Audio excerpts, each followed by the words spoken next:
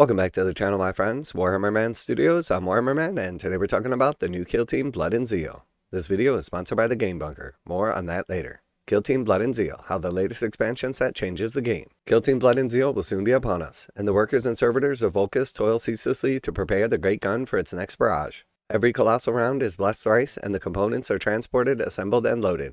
A suitable target has been acquired, an asteroid infested by orcs, part of the remains of the moon of Cobalt. As the day of firing approaches, the game of Kill Team is evolving. Here's Tom from the design team to explain how. Alright, so we've got the Kill Team Blood and Zeal expansion pack coming out soon.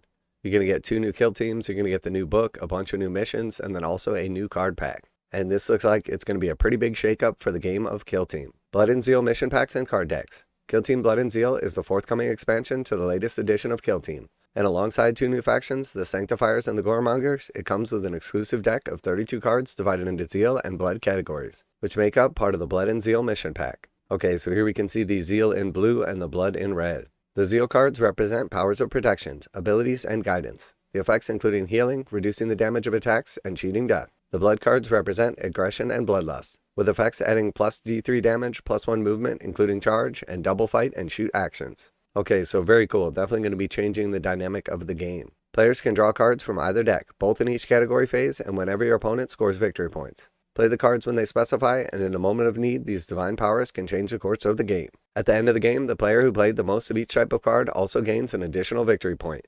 So the mission pack provides a completely new experience, and it can be played with any kill team. Perhaps one deck applies more thematically to certain teams than to others, but it makes for an intriguing new kill team experience. Alright, so an extra way to sort of enhance the game and then also to gain an extra victory point for whoever plays the most of these cards. So not only are the cards good and providing some nice effects, but they also give you a nice benefit if you're able to use more of them than your opponent. Next we have the Shrine Statue. The Shrine Statue is an epic centerpiece for your Volkus kill zone, and a focal point for your supernatural power. When playing the Blood and Zeal mission pack, your operatives can perform 2 new actions when controlling the statue. Praise and Blaspheme allows you to remove certain cards from your hand or discard pile to draw a new one. Hallow Defile allows you to draw a new card into your hand. Controlling the statue therefore grants a player a great advantage in the struggling for religious inspiration. Okay, so pretty cool. The actual statue itself is going to be like an objective that grants you abilities, either Praise/Blaspheme or Hallow/Defile. And then this is going to directly interact with your Blood and Zeal cards. And next we have the Kill Team Mission Packs. Blood and Zeal is not where this ends. You will find new Kill Team Mission Packs in each battle box. In Kill Team Brutal and Cunning, for instance, the Volkus Compound mission pack was tied to the Compound Siege Kill Zone upgrade, allowing kill teams to face off in a deadly attacker-defender scenarios. One side lays defensive and traps to hold their compound against assault, while the other launches a surprise raid on the enemy base. This Kill Zone upgrade is available for pre-order at the weekend, and the rules will be made available for free shortly on Kill Team, the app, and the Warhammer Community Kill Team downloads page. Alright, so again, very nice if you picked up the Brutal and Cunning set already. Even if you didn't, the rules are going to be free. And realistically, you can use other terrain even if you don't want to pick up the actual terrain pack itself. Although I do think the terrain pack is really cool. Now a quick word from today's sponsor, Game Bunker. Game Bunker carries a full range of Games Workshop products including miniatures, terrain, paint, tools, and more. Game Bunker offers 15% off MSRP for most Games Workshop products with the discount code WHMS. Receive free shipping in the continental United States on orders over $145. Online orders ship out within 24 hours. Game Bunker is a veteran-owned business. Use affiliate link below, enter discount code WHMS to save 15% on most items at checkout. For fast, friendly service with a discount on your favorite tabletop wargaming purchases, visit GameBunker.net and let them know that Warhammer Man sent you. Each new mission pack will be thematic and exciting, and you'll be able to play them with any team. They will provide completely new ways to play, including new components. This might mean plastic terrain, additional card decks, and even more from the Warhammer 40,000 used in specific missions as unique NBO enemies. We plan to expand on head-to-head, co-op, and solo play too, so each new battle box will add further new ways to play. Kill Team Blood and Zeal goes up for pre-order this Saturday. It's the only place you'll be able to get hold of the Blood and Zeal mission pack. Okay, so pretty cool. Hopefully Games Workshop has made enough of the Blood and Zeal box, as in the past it has been very difficult to get hold of these expansion packs after the initial release day. They have been massively underproduced in the past. They're a really nice deal. You get a bunch of models, you get a bunch of cool stuff to go along with it, including terrain, the book, the cards. So let's just hope that Games Workshop has addressed the issues with shortages, and they're going to have plenty of these available. Otherwise, it's definitely going to be a feel-bad moment for anyone looking to pick up these that's not able to get a hold of them. That being said, it definitely seems cool, the Blood and Zeal stuff, the new rules for the statue, new missions, definitely going to be a lot of fun, a lot of additional stuff for Kill Team that's going to add some extra flair. Unfortunately, I'm not sure this is exactly what Kill Team needs right now.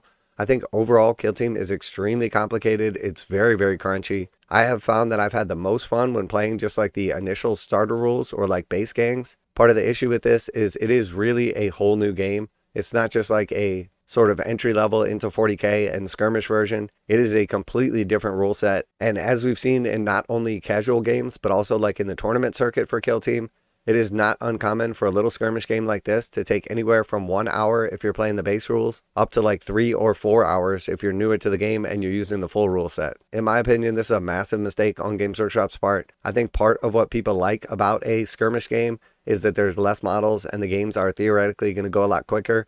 I do like the quick setup and teardown time of Kill Team. We've also played on a ton of different boards, everything from completely custom boards, old school style indoor boards, and even just the like pop-up terrain, the MDF stuff that came in the actual starter set itself. Overall, I think it plays really well on all different types of terrain. Some are more desirable for some teams, others are more desirable for others. But in general, I think the balance of like having a symmetrical terrain setup is probably the best, as it doesn't afford either team an advantage. I do think things like the tac ops, spec ops, and equipments add some extra flair to the game, but I think overall they definitely add a bunch of time to the game and extra complications. I think in general this is the best edition of Kill Team. It's the most fun and probably the most balanced in general, although it's not all that balanced. Certain teams are just going to pair really well into other teams. Some teams or like styles of play are going to pair extremely well on certain board types, as others are not.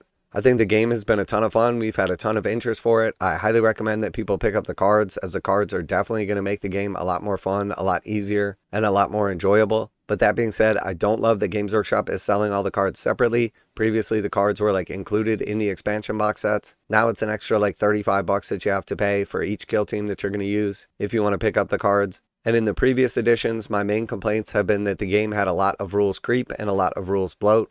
Rules creep meaning that the things got stronger and stronger as the expansions came out. New teams were offered, and it seemed like the new teams were always better than the old teams. And then rules creep being that slowly but surely throughout the edition, the rules got more and more complicated, to the point where finally at the end, it felt like you were spending the entire time looking up rules rather than just rolling dice and having fun. And I definitely think that Kill Team is running down that path again. The new teams seem to come out and be extremely powerful. The new rules seem to come out and just overly complicate the game. So while I'm not writing off Kill Team completely, the games that I have played where I've had the most fun is where we use more of the base rules, getting a new player into the game, getting them used to the activations and the actual like dynamics of the rules, but sort of leaving out some of the more crunchy stuff. So let me know if you've been enjoying Kill Team, if you're going to be picking up the Blood and Zeal expansion box set, if you're looking forward to the new rules, the new Kill Teams, or if you have any particular gripes or complaints about Kill Team, as I do like to hear from you guys down in the comments.